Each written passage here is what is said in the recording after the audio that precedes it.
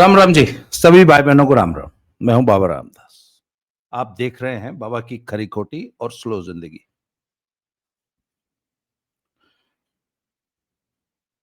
आज सुबह सुबह मैंने रविश कुमार की वीडियो देख ली और एक वो गंजा है ना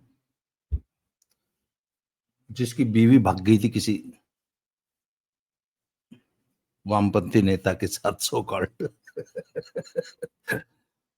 अभय दुबे। उसकी भी वीडियो देखी कि once again Ajit Doval caught napping. बगल में रजीम चेंज हो गया, अजीत डोभाल सो रहे थे। मेरे मन में आए, मैं माई कुड नॉट स्टॉप लाफिंग। मैं हंसते हंसते लोटपोट हो गया। मैंने कहा, कितने प्यारे कितने क्यूट लोग हैं यार। अच्छा, सभी कांग्रेसी बड़े खुश हैं। बोला अब बंगाल में हो गया, अब नेपाल में हो गया, भारत में कब होगा। तो आज सब रविश कुमार की वीडियो, रविश कुमार भी बड़ा खुश हो रहा था। वोट चोर गद्दी छोड़ नेपाल पहुंच गया। ओली चोर गद्दी छोड़, ओली छोड़ देश छोड़, ओली चोर देश छोड़। देखो राहुल जी का नारा नेपाल पहुंच गया। Good. I am really impressed and I am very happy.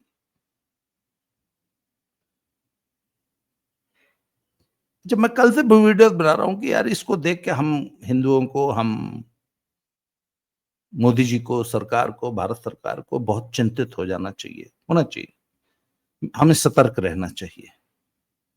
पर एक बात बताऊं, हमसे 1000 गुना ज्यादा चिंतित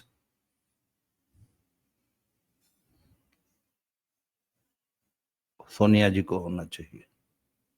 हमसे 1000 ज्यादा गुना चिंतित अखिलेश यादव को होना चाहिए। हमसे 1000 गुना ज्यादा चिंतित तेजस्वी यादव और लालू यादव के खानदान को होना चाहिए। हमसे 1000 गुना ज्यादा चिंतित शरद पवार और ये जितने इंडिया अलायंस वाले हैं ना, उनको होना चाहिए। आपने ध्यान दिया नेपाल में आखिर हुआ क्या है? नेपाल में सिर्फ ओली का घर नहीं जला है। जी हाँ, बल्कि ओली का तो कुछ नहीं जला है। जला तो जितने पूर्व प्रधानमंत्री थे उनका घर जला है। पूर्व लोग ज्यादा पिटे हैं। एक पूर्व की तो पत्नी। और एक बात आपको बताऊं, ये हरियाणा में कहावत है ना, मारी छोरी के छोरे तक कम है। तो मैंने उसका एक वो निकाला कि मारे छोरे के रजीम चेंज में कम है। भाई साहब, राहुल गांधी जी और ट्रंप साहब and deep state ji, regime change हमको भी आता है और हम तो घनी तेज काम कराया करें। हम बहुत फास्ट वर्किंग है हमारी। पाकिस्तान के पिछवाड़े में डंडा डाल के मुंह से निकाल लिया था सिर्फ 26 मिनट में। 26 मिनट, 26 मिनट में घुटनों पिला दिया था पूरा पाकिस्तान और उनका पूरा न्यूक्लियर आर्सेनल। 2.5 दिन में तो वो कुश्ती पहलवानी में कहा भैं बुला दी, भैं। तला घेर के ना, गोड्डा टेक के गर्दन पे घुटना टेक के और पिछवाड़े में मिट्टी भर देता तगड़ा पहलवान। मात्र 2.5 दिन में अमेरिका समेत घुटने टिकवा दिए थे। और रजीम चेंज हमको भी आता है। अच्छा, दूसरी एक चीज, एक और कहानी होती है। शुरुआत बेटा तुम करोगे, फिनिश हम करेंगे। तो मुझे ये नहीं पता नेपाल में शुरुआत किसने की थी, मुझे नहीं पता, मैं जानना भी नहीं चाहता। पर भाई साहब, फिनिश हमने की है जी। मैं आपको एक किस्सा बताता हूं। आज से 7 8 9 साल पुरानी बात है, एग्जैक्ट मुझे 2016-17 के आसपास की बात है। हरियाणा में हुआ जाट आरक्षण आंदोलन। लूटपाट आगजनी हुई। शुरुआत हुड्डा के गुंडों ने करी। लोग ऐसा बताते हैं कि जो उन्होंने सिर्फ शुरुआत करी थी, थोड़ी बहुत 5% शुरुआत की थी, फिनिशिंग खट्टर साहब ने कराई थी। जी हाँ, और ऐसी फिनिशिंग कराई कि हुड्डा के गुंडे अकेले एक तरफ, पूरा हरियाणा एक तरफ बीजेपी के साथ। इसलिए never start game which you can not finish, पहला रूल खट्टर साहब ने ये बता दिया। अब आप खट्टर फोन करके पूछे ना, अगर हुड्डा साहब एक आधा आंदोलन कर लो ना यार, बोलो ना जी, रहने दो, हमने ना करना। क्यों? शुरू तुम करोगे बेटा, फिनिश हम करेंगे। तो नेपाल के इस रजीम चेंज ऑपरेशन में हुआ क्या? शुरुआत केपी ओली के खिलाफ हुई, और फिनिशिंग कैसे हुई भैया? नेपाल की घटनाओं से राहुल जी कुछ सीखो। जब सुनामी और बाढ़ आती है ना, तो वो ये नहीं देखती कि कौन सा मेरा घर है और कौन सा तुम्हारा घर है, वो फिर बराबर डुबोती है। तो भैया जो तुम ये प्लान कर रहे हो ना,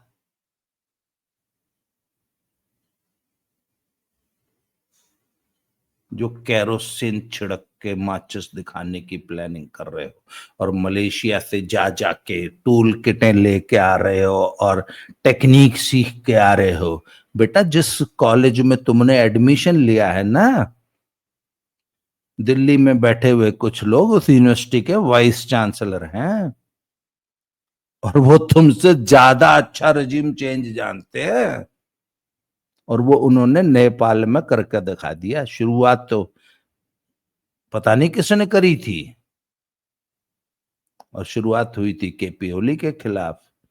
फिनिशिंग किसके खिलाफ हुई है अभी क्लियर नहीं है, और एंड रिजल्ट क्या होगा? रिजिम चेंज कराई है ना, और ये इतनी जल्दी ना होते ये रिजल्ट, इस ऐसी गेमों के रिजल्ट तुरंत ना आते, टाइम लगता है। इसका रिजल्ट आएगा 2 4 5 साल में। और ये ध्यान रखना कहीं राजा ज्ञानेंद्र ना आ जाए। आई समझ में? इसलिए बहुत सोच समझ के केरोसिन छिड़कना, और बहुत सोच समझ के तीले लगाना राहुल जी, क्योंकि हो सकता है जब दिल्ली में कुछ उपद्रवी सड़कों पे उतरे, तो जरूरी नहीं है कि सारे उपद्रवी लेफ्ट में ही जाएंगे या राइट में ही जाएंगे, जरूरी नहीं है। हो सकता है 100 200 उपद्रवी राइट दिशा में चल पड़े, पर 1000 2000 5000 कहीं लेफ्ट की तरफ चल पड़े, फ्री फॉर ऑल हो जाएगा ना भाई फिर तो। हुड्डा ने क्या किया था? हुड्डा ने शुरू किया था रोहतक, झज्जर रोहतक और सोनीपत में, फिनिश लोग बताते हैं, मैं नहीं कह रहा, लोग बताते हैं फिनिश खट्टर साहब ने किया था। तो कहीं जो तुमने शुरू किया उसको मोदी, अमित शाह और डोभाल फिनिश करने लग गए तो क्या होगा? बताओ भाई। इसलिए डोंट प्ले विद फायर, आग से नहीं खेलना चाहिए, हाथ जल जाता है। इससे ज्यादा बोलना इस विषय पे उचित नहीं रहेगा, पर अंतिम में एक बात रिपीट कर रहा हूं कि some people should be really very very much afraid of Nepal happenings। Nepal में जो कुछ हुआ है उससे कुछ लोगों को बहुत ज्यादा चिंतित और डर जाने की जरूरत है, क्योंकि रिजिम चेंज होते होते कुछ और ना हो जाए। एड्रेस बुक तो हमारे पास भी है, एड्रेस की एक नोटबुक तो डोभाल साहब के पास भी है। कौन कौन कहाँ बैठा है, किसने कहाँ पैसे छुपा रखे हैं।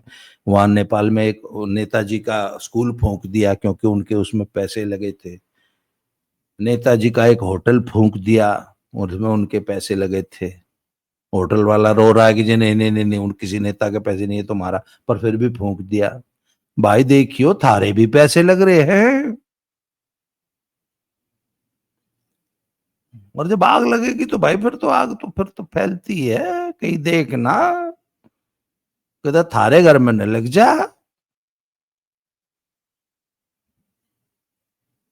इसलिए घना रजीम रजीम मत खेल लो, जो चल रहा है बहुत अच्छा बढ़िया चल रहा है भाई। घना ये नेपाल बांग्लादेश, अगला नंबर इंडिया का है। कहीं अगला नंबर 10 जनपद का ना हो जाए, ध्यान रखियो। अगला नंबर और किसका उसका है। इसलिए डोंट प्ले विद फायर। आज के लिए इतना ही। Thank you very much. जय श्री राम। हर हर महादेव।